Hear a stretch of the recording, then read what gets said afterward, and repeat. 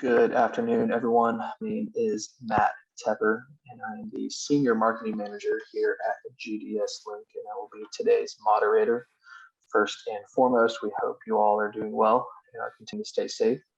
We want to thank you all for taking time out of your day to join us for today's webinar, Being a Responsible and Profitable Lender in the UK. Chris King is GDS Link's Vice President of Business Development, is based out of our Leeds office, and will lead today's discussion. Chris boasts over 25 years of experience within financial services, including 12 years with Barclays, where he led the consumer lending business and sales with Santander and Money Supermarket. With more supervision through the FCA's regulatory nursery and looming measures seemingly imminent for new sectors like point of sale and buy now, pay later, staying compliantly agile is a must. But being a truly responsible lender shouldn't mean that you are leaving money on the table. Today, Chris will lead a wide-ranging discussion that will touch on the current state of FCA measures, expected measures to drop for emerging markets like buy now, pay later, and FinTech as a whole, the pros and cons of responsible lending approaches, and best practices from GDS Link's customer management strategy solution. Before we get started, just a little housekeeping. If you have any questions during the presentation, please type them into the Q&A box in your Zoom control panel. In the interest of time and getting everyone in and out in a reasonable manner, we will address any questions toward the end of the presentation. This slide deck will be emailed out to all attendees later today, and the webinar is being recorded and will be available for replay through our website, gdslink.com, as well as our social media channels. If you have not done so already, I would encourage you all to follow us on LinkedIn and Facebook, where you can stay up to date on the latest industry trends, as well as GDS Link's latest offerings. And now, without further ado, I'll hand things over to you, Chris. Thanks very much, Matt, and thank you everyone for joining. As Matt says, we're going to spend a little bit of time this morning exploring being a responsible and profitable lender in the UK. I want to do this by running through a number of thoughts, and just tipping into that. So first off, just having a brief look back of, well, what does recent history tell us about responsible lending and remaining profitable and responsible in the lending space. Our take on smart responsible lending, some thoughts about outcome-based lending, and then ultimately the role of lenders and some of the tools that we think are very relevant for lending responsibly. So let's have a brief look back. So what we've seen over recent years is a real series of ebbs and flows between innovation and regulatory attention. We go back pre-credit crunch, and we saw lots of innovation in the mortgage market. Although we know what ultimately happened there, and on both sides of the Atlantic, so some real changes came into the mortgage market, and that ultimately led in the UK to the Mortgage Market Review coming in 2014. More recently, we saw the rise of the payday lender. I think it's now 15 years since Wonga first started lending, but by 2014 they were already suffering losses as remediation costs were eating into their profits. And by 2019, many of the UK payday lenders have gone by the wayside, largely closed down by regulatory sanction. More recently, attention has turned to lenders have offered different loans to what should we call less prime customers. Guarantor lending has come under intense pressure. We've seen the largest player in that space have real challenges. Amigo posted a £284 million loss in the year to March 2021, and they're currently trying to come up with a revised scheme of arrangement before the compensation claims effectively swallow them up. We've also seen big names like Provident Financial cease trading from a doorstep lending perspective. So the business is still there in the background, but the 141-year-old doorstep lending business is no more. So real changes going on in the market, and attention in other areas as well. So along with payday and the more traditional subprime lenders, sectors such as rent to own, to a degree motor, and then other point of sale finance have also faced scrutiny. I think buy now pay later is potentially the the next horizon, and certainly we're waiting to see where that goes from a regulatory perspective. So what does that mean for lenders? Well, at GDS, I think there's two things that lenders need to take on as they face this challenge. First off, it's being smart and fact-based when assessing income, expenditure, and serviceability. And I'll come to how that can actually work. The second thing is thinking more about end-to-end tracking and modelling of customer outcomes. Lending's traditionally focused on probability of default, and default is an end state in its own right. But actually, what is the probability of the customer suffering financial detriment? And if a customer suffers financial detriment, that's when I think we see from a regulatory perspective, there's a fairly unsympathetic stance to lenders who have lent to customers where there's been financial detriment, and that's financial detriment in their eyes, and they will err on the side of the customer in that respect. So if you can't evidence that there wasn't financial detriment, there's an assumption that there was. So what do we need to think about in terms of this smart, responsible lending? Well, the safest thing to do from a lender perspective is to make sure that there's a thorough and fact-based assessment of income, expenditure, and serviceability on every single lend. And traditionally, that was done by gathering information from the applicant, fairly lengthy application processes, big onus on the applicant to tell the truth, make sure that they knew how much they spent on things, knew what their income was, and then the collection of documentary evidence to cross-reference all of the information that the applicant had provided. Things like pay slips, bank statements, a physical valuation if it was something like a mortgage. The challenge with the traditional approach is twofold. First of all, it's pretty time-consuming for the applicant. It takes a long time to fill out a form, and it takes an awful long time now, particularly when we're increasingly reliant on things like online banking services, to gather the documentary evidence of what you earn and what you spend. It's also costly and time-consuming for the lender. They have to employ people to trawl through pieces of paper and understand, okay, what's the true picture of the customer circumstances? And many of these pieces of evidence are supplied in non-machine readable formats, which makes it relatively difficult to get to the bottom of, okay, what's the customer's true circumstances? This can be so clunky in some circumstances, it ultimately becomes a bit of a challenge for the consumer to identify which is the best product for them. When they can get immediate answers from multiple lenders telling them what the best rate is, there's a positive customer outcome in terms of being able to compare prices and get the best product. But when a customer has a slightly unusual employment status and unusual sources of income, on something like a mortgage, that could become very difficult.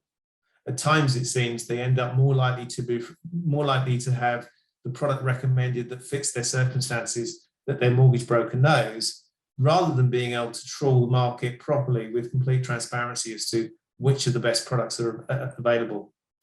And we believe at GDS that this needs to change. There needs to be greater use of data and ultimately greater transparency for consumers to shop around for the best product, because all of these decisions can be automated and they can see what products are available to them.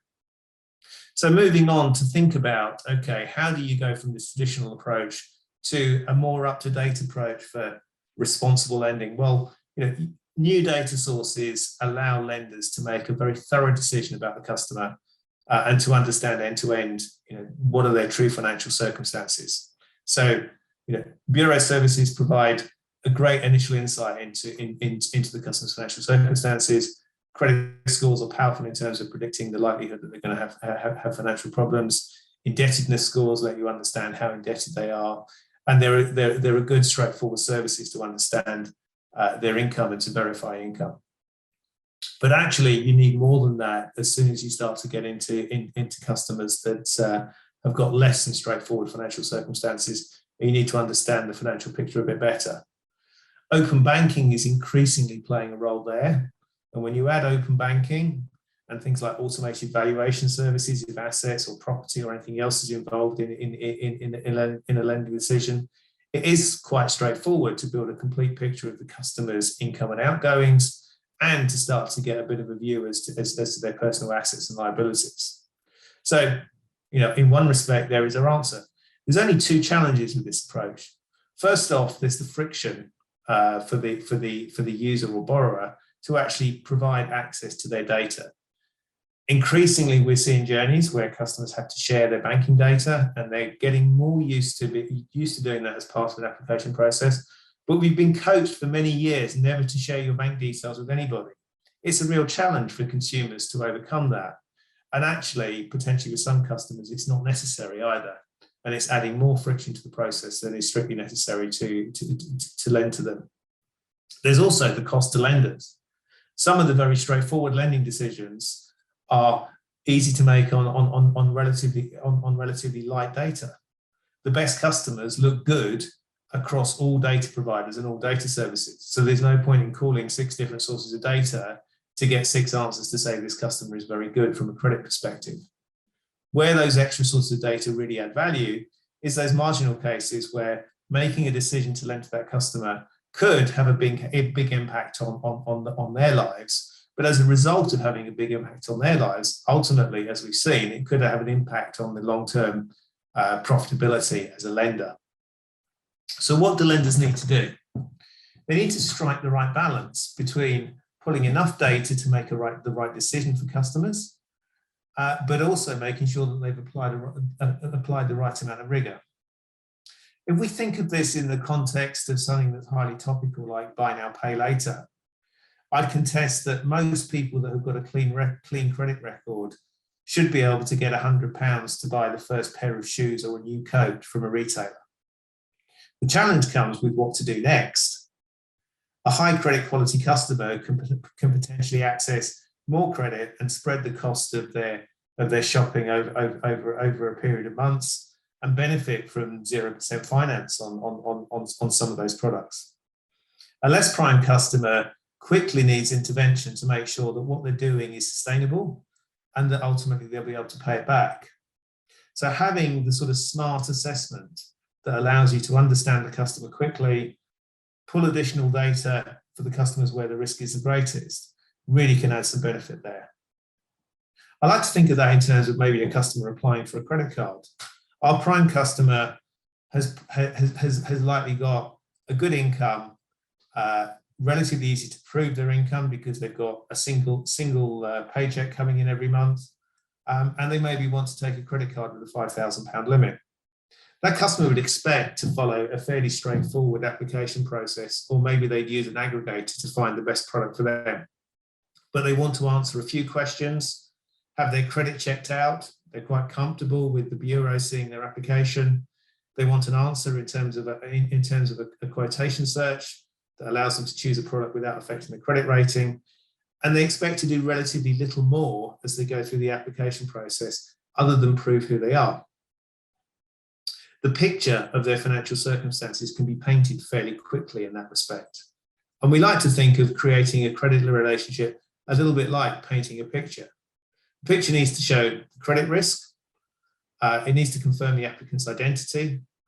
It's good to try and understand the applicant's intent, thinking around first-party fraud models and that type of thing. And then also understanding the affordability and being able to evidence that you've exercised responsible lending. For the less prime customer, a £5,000 limit on a credit card could be a very high-risk decision, both for them and for the lender when it comes to downstream action and the need to potentially recompense the customer if anything should go wrong. In that instance, pulling things like open banking data to fully understand income and expenditure is critical. And then the lending should be based on what they can afford to pay back. That might be that a credit card is inappropriate, or if one is appropriate, has it got a low limit with the ability for the customer to grow into that? And pulling things like open banking data allows you to understand the direction of travel for that customer as well. So, are their financial circumstances improving, or are they deteriorating? If they're deteriorating, chances are a credit card is not the right product. If they're improving, a card with a low limit that they can grow into and rehabilitate their relationship with credit can be really beneficial in that space. So again, being able to get access to the right data, calling the right data on the right customer where you need that extra attention and rigor can really bear dividends. So That works fairly well from the perspective of putting the right data, always understanding what customers can afford and lending to them. But we see a number of instances where customers have needed to borrow. Credit models say they're likely to pay, yet based on a fact-based evidence of their serviceability, it doesn't really stack up. And how do we need to think about that? And ultimately, what is the challenge to society as a whole if there's no lending that can't be evidenced with a clear income minus expenditure equals a positive, and that's the serviceability that you're lending into? We like to think about outcome-based lending in that respect. And maybe to bring outcome-based lending a little bit to life, we should think about the mortgage market. Prior to 2014, many customers took mortgages that weren't subject to the more rigorous mortgage market review-based affordability assessments. When these customers came to remortgage post-2014, they were subject to more rigorous affordability assessments, and the idea of the mortgage prisoner emerged. Customers who were stuck with their existing mortgage lender because they managed to pay their mortgage for a number of years quite happily, yet based on the new affordability assessment, they were no longer able to switch mortgage. And technically, based on the assessment, they weren't able to afford the mortgage they already had. This ended up with a slightly perverse situation of customers being able to service their mortgage on a high standard variable rate, but not being able to get a lower fixed or discounted rate because they couldn't afford it. Things have improved in steps over recent years. The initial step was that existing lenders were able to switch customers to a new rate without putting them through the affordability assessment, and 65 lenders voluntarily offered that service. And in 2019, a modified affordability assessment came in to further help customers switch from lenders. The real challenge has been customers who are with lenders who are no longer offering mortgages for new business. So effectively, they don't have front book products. So their customers are stuck on their standard variable rate, and they can't move to another lender to get access to the best rates. And that problem really persists. Although the modified affordability assessment came in 2019, I think combinations of COVID affecting broker capacity and process capacity has affected the sort of supply side of mortgages for these people. And then ultimately there's the awareness as well. They've been trapped for some time, and they're not necessarily aware that they can switch to the right mortgage. Thinking about that a little further, where else does it apply? Well, people who are homeowners and have serviced a mortgage for a period of time are clearly in a reasonably decent financial situation. But we're seeing real challenges amongst lenders who lend to customers who are living, ultimately more hand to mouth and perhaps have a lower income, but still have a severe borrowing need. Thinking about this in the rent to own sector, a customer who's got a problem with a household appliance such as a fridge needs a fridge. A fridge might cost £200, but they don't have a fridge, and they don't have the £200 to buy a new one. So in that circumstance, typically in the past, they may have turned to a rent-to-own provider who would charge them over a couple of years, maybe £350 for a £200 fridge. You may look at that and go, well, they're paying dearly for their inability to cobble together £200 to buy a fridge or to have a spare £200 limit on a credit card. But looking at it the other way, they're paying £3.50 a week for a fridge that ultimately will save them shopping at their local store. That will mean that they reduce what they spend on food and net be better off. They're also more likely to access fresh food, and they can keep fresh food for longer in the fridge. So there's real benefit to the consumer in that instance of being able to spend £3.50 a week on a fridge. The challenge is that from a responsible lending perspective, they can't evidence that their income exceeds their outgoings. And that's becoming a real challenge. We think that the narrative needs to shift, but ultimately the narrative will only shift with the right evidence-based focus on the outcome of lending. The narrative needs to move from probability of default to probability of causing financial detriment. So where lenders are making decisions to lend to somebody where affordability is marginal, first off, the lending does need to be proportionate. So if we take the instance of our customer who needs a fridge, I would argue that the customer benefit of having access to credit to buy a fridge is greater than them not having access to buy a fridge and having to spend more money and eat less fresh food by shopping at the local corner shop. Looking at that in the round then, what you would end up with if you assessed a portfolio of customers that borrowed to buy their essential household goods is that on balance, the net outcome for those customers is going to be a lot better than if they hadn't borrowed the money in the first instance. Where this becomes a real challenge is then resisting the temptation to help that same customer to get a large television or a new 3-piece suite, and ultimately introduce them to additional debt that, based on their circumstances, really they didn't need. And keeping track of customers over time in terms of what have they borrowed and what is the outcome is essential to start to build the evidence base that says there's more to responsible lending than just looking at income and expenditure and identifying a net positive in which to lend. So what tools do lenders need to lend responsibly? Well, we've spoken already about smart, iterative, automated decisioning. The ability to pull the data that you need, iterate around that. So when a customer comes through the door, what data do you pull initially? What does that allow you to understand about the customer? Do you have sufficient data to make a decision already? And you can make a fast decision. You spent relatively little on data and you've delighted the customer by giving them the answer they want quickly and easily. The iterative part comes from, well, maybe the answer is maybe you need more data. So you go and ask them to share their banking data, or you ask them to share additional information about their income and expenditure. And all of this can be supported by iterative automated decisioning.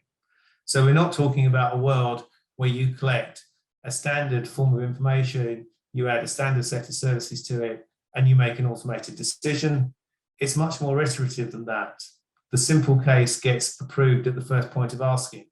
The more complex case ends up having additional data appended to it and is redecisioned until the point where you either get to a yes or a no on the part of the customer, and you've only spent money on data and added to the complexity of the process in the cases where it was strictly necessary.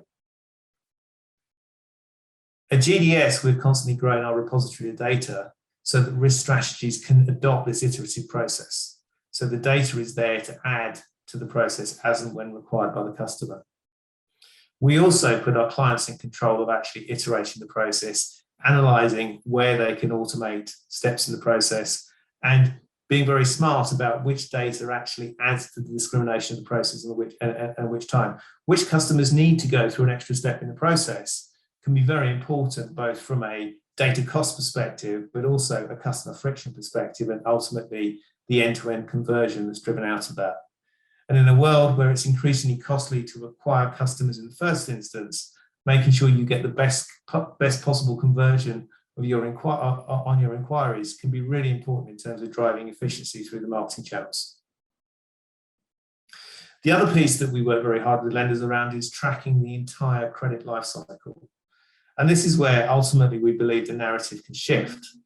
It's not going to be straightforward, and it's going to require a big evidence base to make sure that you can demonstrate to regulators that ultimately your customers are benefiting from borrowing rather than being worse off just by focusing on the ones that end up in financial difficulty as a result of that borrowing.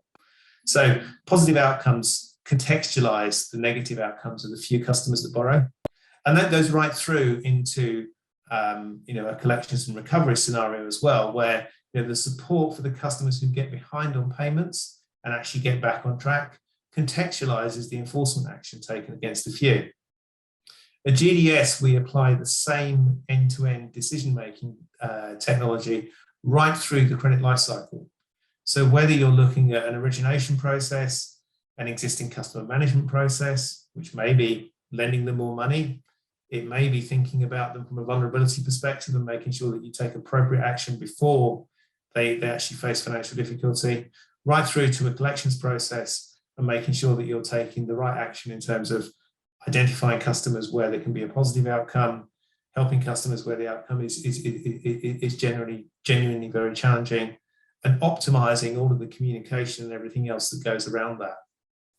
We use the same solution right through the process. That allows our clients to get familiar with a single way of optimizing the way they interact with clients, and make sure that their strategies work as effectively as possible right through the credit life cycle. That's all I had to cover this morning, but hopefully everybody found that interesting, and I'd like to throw it open to questions. Thank you, Chris, for very engaging insights this afternoon. We did have a couple of questions come through. Again, if any of our attendees have questions, feel free to access the Q&A button at the bottom of your Zoom control panel. The first question: what data and services are most useful for delivering responsible lending? Yeah, I think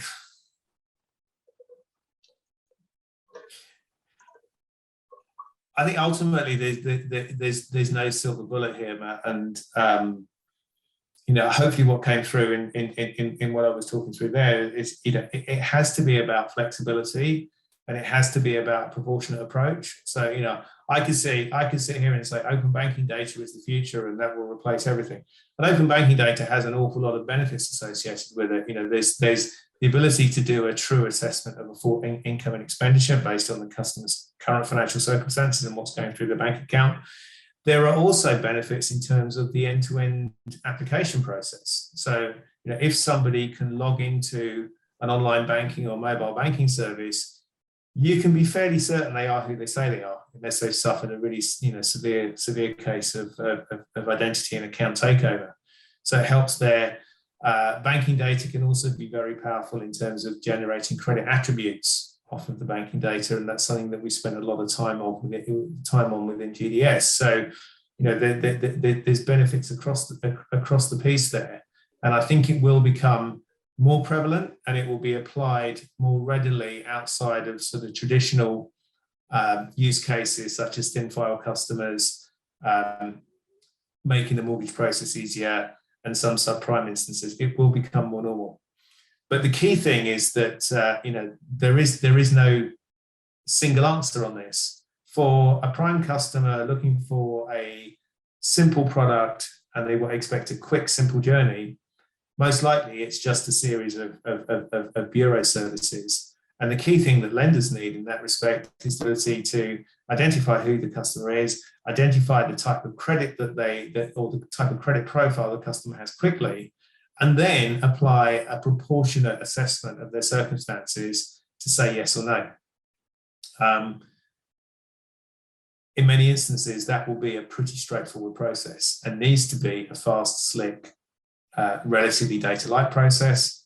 In other instances, they need that flexibility to pull additional services, and ultimately it's not which service they use, it's how configurable is their risk solution, and to what extent can they pull the services they need in order to make the right decision for that customer.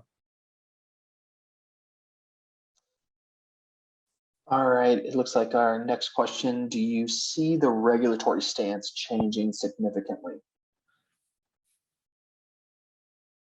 So in some respects, I hope it does. Past experience of mortgage lending and that side of things, and sort of first-hand experience of talking to lenders and clients in various roles, both within GDS and outside. I think, I hope it does. I think the short answer is no. There is going to be a continued focus on responsible lending, the focus on treating customers fairly, the focus on customer outcomes. And it's relatively easy to apply a view to, okay, well, who suffered detriment as a result of this lending? Detriment is bad per se. And as a result of that, whenever there is detriment, the lender is to blame, and that's the problem. And unfortunately, lending is never a completely casualty-free enterprise. Whenever you lend to people, some people have problems paying. And there's a danger that people that need to borrow just don't end up with access to credit as a result of the need to evidence what they can afford to pay back. So I think the challenge that I put out there to lenders is make sure that you're deploying the right tools to gather the evidence base right through the credit life cycle. So at a point where a customer either has a positive outcome or a negative outcome as a result of borrowing, what was the decision that was made when you originated that borrowing solution for the customer? And what was right about that decision? And to what extent was it a good and positive decision? So you get into things like when you've got a customer's income and expenditure based on their banking data or what they've told you, what is a reasonable assumption to make around haircutting some of their non-discretionary expenditure? And how far can you cut that until you get to a point where actually, no, this is now genuinely not serviceable, because they're not going to make a discretionary decision between spending money at the local shop, we go back to our fridge example, spending money at the local shop, or transferring some of that money into paying £3.50 a week for a fridge, which means they can spend less money at the supermarket. That's a pretty easy example to say, okay, well, from a net disposable income perspective, you can understand how the dynamics work there.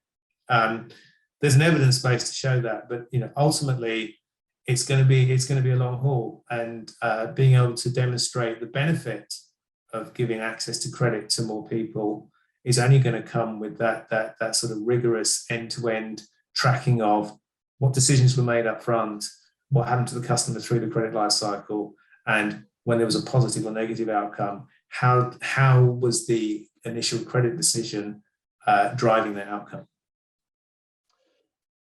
I think this is a good question to follow with. How do lenders operate profitably in the current environment? Yeah, and I think there's two answers to that, Matt.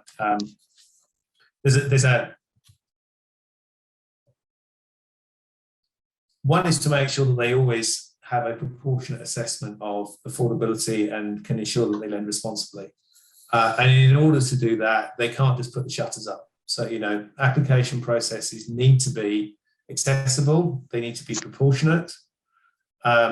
If a high quality applicant is applying for a credit card or a modest unsecured loan or car finance or something like that, and you put lots of barriers in place, ultimately the lender will just drive adverse selection, and they won't be profitable because for a given pricing and sort of general competitiveness in the market, their clunky process will turn the best customers away, and they will have a disproportionate number of bads for a sort of given risk appetite and price point, just because they haven't got a slick application process. So, they have to invest in the right customer experience, and underpinning the right customer experience is the ability to have a proportionate application process that sits around that, pulling, as I say, the minimum of data necessary and putting the minimum of friction in place with the best quality customers, but very quickly ramping up and delivering on their responsible lending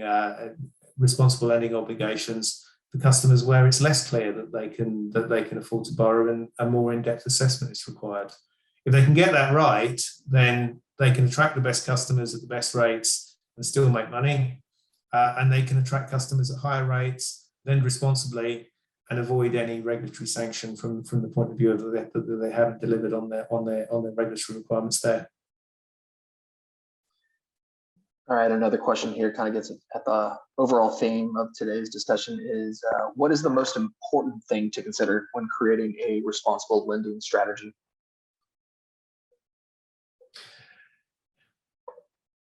I think, Matt, I get back to it gets back to the flexibility piece. I would say, lenders need the right tools in terms of their channels. So, what is the application process like when somebody lands? How straightforward is it?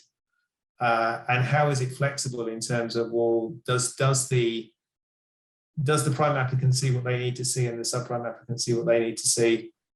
My first-hand experience of lender application journeys is you see an enormous difference between an online applicant landing on one lender versus another, even though if you look at their sort of fundamental products and the type of pricing that they offer, it can be very similar. So getting that journey right is critical, because every single time you don't get that journey right, then you are paying to generate digital leads or leads from other marketing channels. And if you haven't got a strong conversion rate and you're not maximizing the income out of that traffic that you're driving, then ultimately it's very difficult to be profitable in that space and to deliver on responsible lending. That ultimately, again, is underpinned by flexibility. The ability to dial up the rigor for the customers that need a more rigorous assessment, the ability to have a very slick and easy process for the customers that don't need such a rigorous assessment, can only be underpinned by, I think, two things. One is highly configurable decision systems, and it's also having decision systems that are clear and readily understood by the risk professionals that sit within the lenders, so they can understand what's coming through, why is it coming through, what can they do around testing, what can they do around simulation, what can they do around champion challenger, and that sort of thing as well. So ultimately make it easy to optimize what they see coming through in terms of applications, and make sure that they lend responsibly in every instance, but they're also making it easy to do business with them, because otherwise they're going to really struggle from a sort of marketing efficiency perspective. And this appears to be our last one. If anyone does have questions, again, the Q&A button at the bottom of your control panel, you can submit a question. But last one, it seems, is what do responsible lenders need to consider in customer management strategies?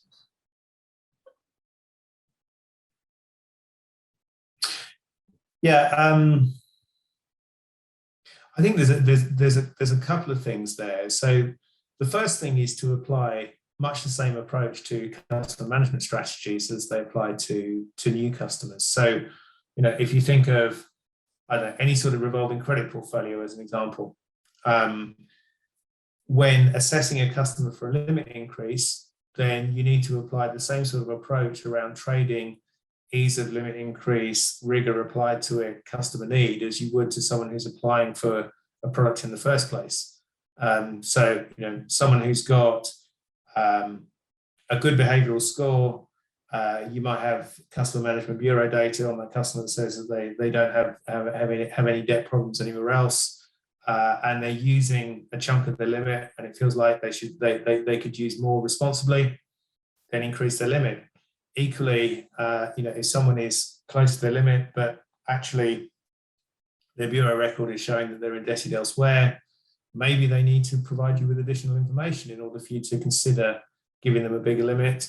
And maybe that triggers some vulnerable customer activity off the back of it as well. So, do they want a limit increase? Well, in order to do that, I'd need to get consent to get your banking data, get the banking data, which shows that things are a bit close to the wire in terms of overall affordability. Actually, is that the trigger for dialogue with the customer about how well they can manage their existing borrowing with you, and what they need to do to consider paying that back or getting things under control.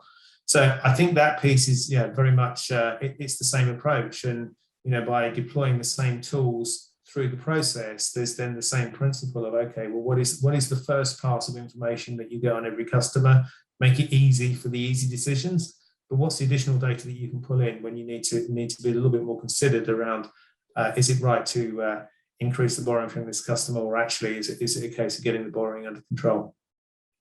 The other piece is it kind of gets back to this the outcome focus. So very much from an existing customer management perspective, what you do with existing customers, what's happening both positively and negatively with existing customers needs to create that feedback loop into the origination strategy. So what happened at the front end? Did you make a responsible lending decision?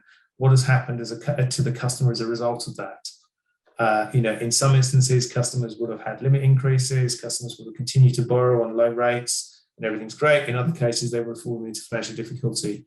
And then creating the models to feed back into, okay, well, from an originations perspective, what were the factors that were key in determining whether they had positive or negative outcomes? And again, not just simple definitions of probability of default, but it's actually thinking much deeper around that of probability of causing customer detriment as a result of the decision that you made in the front end, and creating that evidence base of, okay, at what point does outcome-based lending become more of the narrative and a little bit less focus on the sort of simple financial nuts and bolts of income and expenditure? All right, that seems to be the last question from our attendees. If you all do have any further questions, please feel free to reach out to Chris via the email on the slide right now.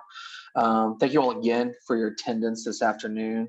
Thank you to you, Chris, for your insights.